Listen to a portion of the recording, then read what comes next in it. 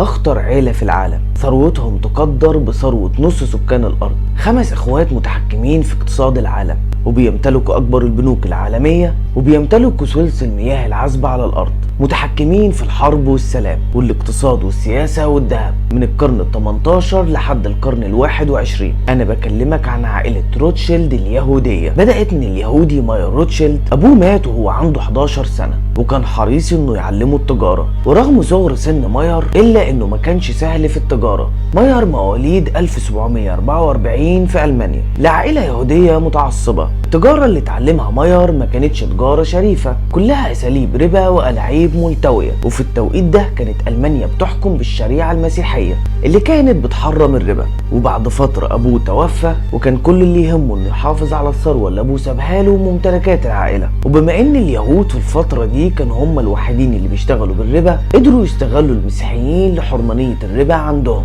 وحققوا مكاسب كبيرة من استغلالهم للناس. ماير كانت أهدافه أكبر من الثراء بكتير. اتجوز ماير وجاب أولاد، وفي البداية ربى أولاده على العمل والسوق واحتياجاته. ولما كبروا الولاد وبلغوا سن الرشد، وزع ولاده على أهم دول العالم. ابنه ميشيل وداه ألمانيا، وسلمون وداه النمسا، والتالت نيسان وده كان أذكى أولاده وداه بريطانيا، وكارل وداه إيطاليا، وأصغرهم جيمس وداه فرنسا. كل واحد فيهم لما وصل أنشأ مؤسسة مالية باسم العيلة. هو صحيح كل واحد فيهم في دولة، لكن بينهم رابطة ما بتتقطعش أبدا. كل واحد فيهم بيدعم التاني باللي يقدر عليه من مال أو معلومات سرية، لأن في النهاية المكسب والهيمنة للعيلة كلها. من الأساليب الذكية اللي تعامل بيها ماير مع أولاده إنه ألزمهم بالجواز من داخل العيلة للحفاظ على الثروة. والاستثناء الوحيد للقاعدة دي انه لو اتجوز من بره العيلة شرط تكون زوجته من بيت يهودي وثري جدا علشان يكوشوا على الثروة دي. ومات ماير وهو سايب خططه واهدافه في يد ولاده. واكتر واحد كان حاطط اماله فيه هو ابنه نيسان، لانه اذكاهم وفعلا مخيبش ظن ابوه.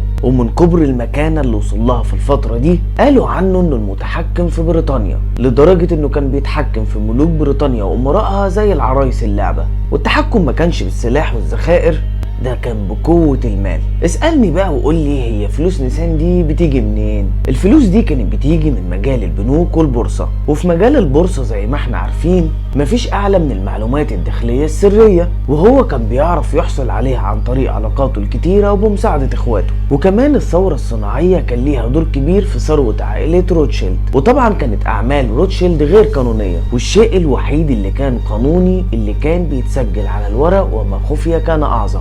عائلة روتشيلد كانت من أكبر أسباب معظم الحروب اللي حصلت في القرن ال18، مثال الحرب الفرنسية بقيادة نابليون. وركز بقى في الكلام اللي جاي لأنه مهم. نيسان كان بيدعم الجيش البريطاني، وأخوه جيمس كان بيدعم الجيش الفرنسي. وطبعا دي خطة، وهتفهم دلوقتي هم عملوا كده ليه. واحد منهم بيقدم الدعم للطرف الأول بشرط الخضوع وإن يكون ليه يد في السياسة، يدعم بالمال والسلاح وياخد مناصب سياسية، وبكده يبقوا متحكمين في سياسة الدولتين. ومن الخطط اللي في منتهى الذكاء ان نيسان راح لندن ودخل سوق البورصة وباع كل املاكه من سندات واسهم، لدرجة ان الناس قالت ان نيسان اغنى رجل في بريطانيا بيبيع الاسهم بتاعته. يبقى كده في معلومات مؤكدة عنده ان بريطانيا هتخسر في الحرب، فقاموا باعوا هم كمان كل ممتلكاتهم علشان يلحقوا نفسهم. وطبعا باعوها باسعار قليلة، لكن اللي ما كانوش يعرفوه ان العكس تماما هو اللي هيحصل. هو فعلا نيسان عنده معلومات اكيدة، لكن معلومات بفوز بريطانيا بالحرب مش بخسارتها. واللي كان بيشتري املاك الناس دي بعد ما باعوها بخسارة هو نفسه نيسان، ولكن عن طريق ناس تابعة ليه. ومن ورا الخدعة دي قدر يكسب مبالغ ضخمة بما يعادل 120 مليار دولار، وارتفعت ارباح عائلة روتشيلد بشكل مهول. ومن الجوانب المظلمة في عائلة روتشيلد ان كان ليهم يد في معظم الاغتيالات المعروفة في الفترة دي، وكانوا عامل اساسي في تنفيذ وعد بولفورد الخبيث. والعائلة لحد النهاردة موجودة ومتوزعين حول العالم، والبيانات بتقول ان هم بيمتلكوا نص فلوس الارض، يعني بنتكلم في حوالي 500 تريليون دولار. انت متخيل حجم الرقم؟ وبكده تكون انتهت قصة النهاردة، ولو عجبتك ما تنساش تعمل لايك وشير.